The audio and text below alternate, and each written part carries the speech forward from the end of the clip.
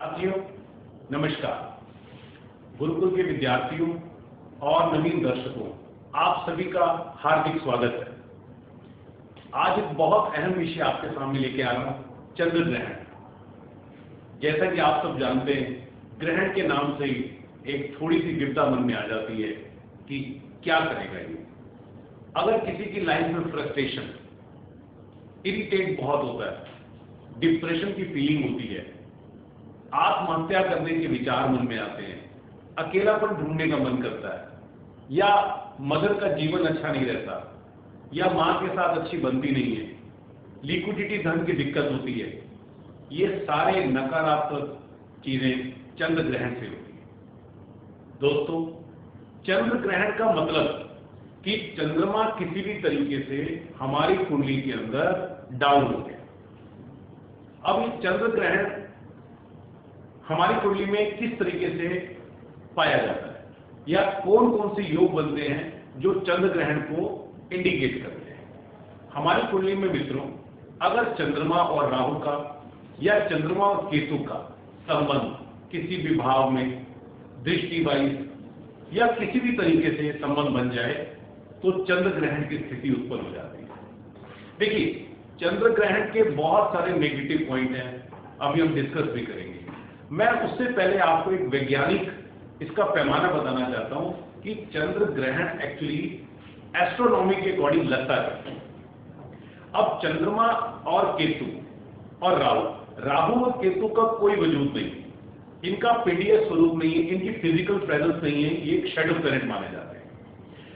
आप यूं समझिए कि आपके पास 12 डब्बे हैं, या 12 हाउसेज हैं, या 12 कमरे हैं, और एक कमरे में आपकी सबसे स्ट्रॉन्ग चीज पड़ी हुई है, आपका मन, आपके विचार, आपकी इमेजिनेशन, और उस कमरे को डार्क कर दिया जाए तो बहुत बुरा असर होगा, वहां से रिजल्ट अच्छी तरीके से नहीं मिल पाएगा। दोस्तों, इसका वैज्ञानिक आधार में मैं आपको बताता हूं कि एस्ट्रोनॉमिस्ट इस घटना को किस तरीके से देखते हैं। इसके लिए आपके लिए एक एनिमेशन में बैकग्राउंड स्क्रीन पे मैंने चलाया है, जिसको आप देख सकते हैं। हमारी जो अर्थ है, जब चंद्रमा और सूर्य के बीच में आ जाती है, देखिए, हम चंद्रमा जो है वो अर्थ के आगे रोटेट करता रहता है, चलता रहता है, और हमारी अर्थ जो है वो सूर्य के आगे रोटेट करती है।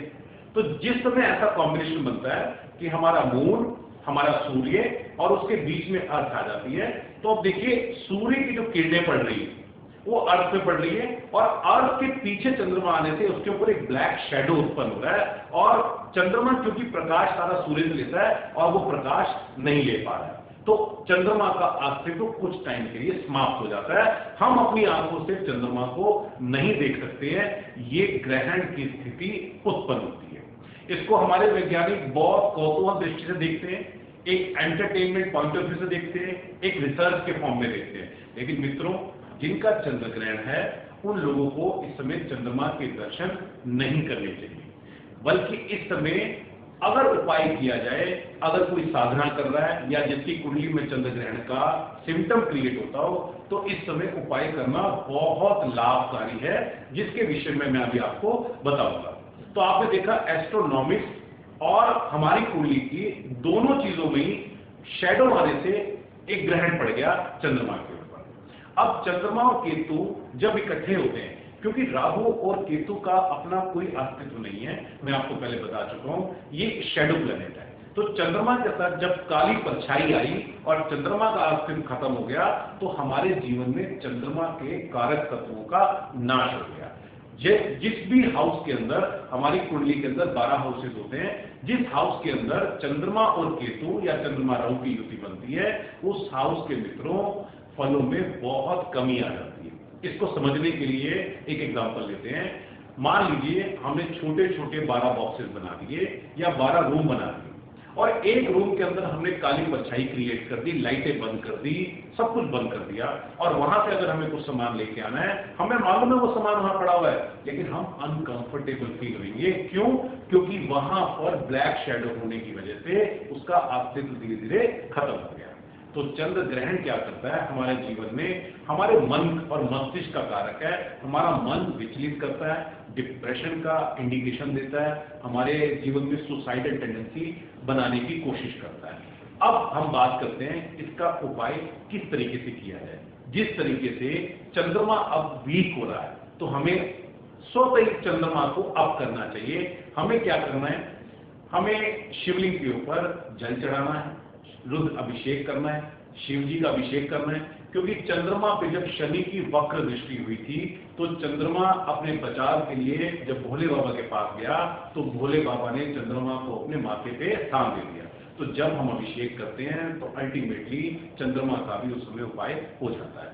हम दोस्तों ग्रहण के समय, इस समय लगभग 3 घंटे 54 या 55 मिनट का ग्रहण आने वाला है, जो 27 जुलाई को रात्रि 11 बजे के आसपास प्रारंभ होएगा। हमें क्या करना है, जिनकी भी कुंडली में ग्रहण हो उस समय वो लोग, अगर कोई गुरु मंत्र आपके पास है तो आप उसका उपयोग कर सकते हैं, बहुत लाभकारी होगा। नहीं है आप ओम सोम सोमाय नमः चंद्रमा का बीज मंत्र का इस्तेमाल कर सकते हैं, ओम नमः शिवाय का जाप कर सकते हैं। और जिनकी भी कुंडली में चंद्र केतु चंद्र राहु की युति हो, या चंद्रमा के घर में चौथे घर में केतु बैठा हो, चंद्रमा छठे घर में बैठा हो, ये लोग चंद्र ग्रहण पे उपाय कर सकते हैं। चंद्र शनि वाले जातक भी चंद्र ग्रहण के समय उपाय कर सकते हैं। 4 सूखे नारियल बजने वाले, जिनको श्रीफल बोलते हैं, अपने ऊपर से 7 बार के बहते पानी में चंद्र ग्रहण के समय प्रवाह करते हैं। और अगर प्रॉपर तरीके से उपाय करना है, कुंडली को पूरी स्टडी करके, तो आप हमारे नंबरों पर संपर्क करके हमसे मिल सकते हैं। चंद्रमा और राहु का संबंध बनता है, वो भी उपाय कर सकते हैं। चंद्र राहु के लिए लाल किताब के पॉइंट ऑफ व्यू से एक आपको बात बताना चाहूंगा। चंद्रमा और राहु बड़ा खतरनाक योग बनता है, क्योंकि चंद्र और राहु जब इकट्ठे होते हैं तो लाल किताब के फंडामेंटल के अकॉर्डिंग बुध खराब होने लगता है, और बुध खराब होने लगता है तो बिजनेस पे, बहन बेटी पे कहीं ना कहीं कुछ ना कुछ बुरे असर देना इंडिकेट करता है। तो जिन जातकों की कुंडली में चंद्र राहु, चंद्र केतु या चंद्र शनि का भी योग बनता है, वो प्रॉपर तरीके से उपाय करने के लिए हमसे संपर्क कर सकते हैं, नीचे दिए हुए नंबरों पे कांटेक्ट कर सकते हैं। क्योंकि ये टाइम चंद्र केतु, चंद्र राहु, चंद्र शनि, इन युतियों के उपाय करने का बहुत लाभप्रद समय है।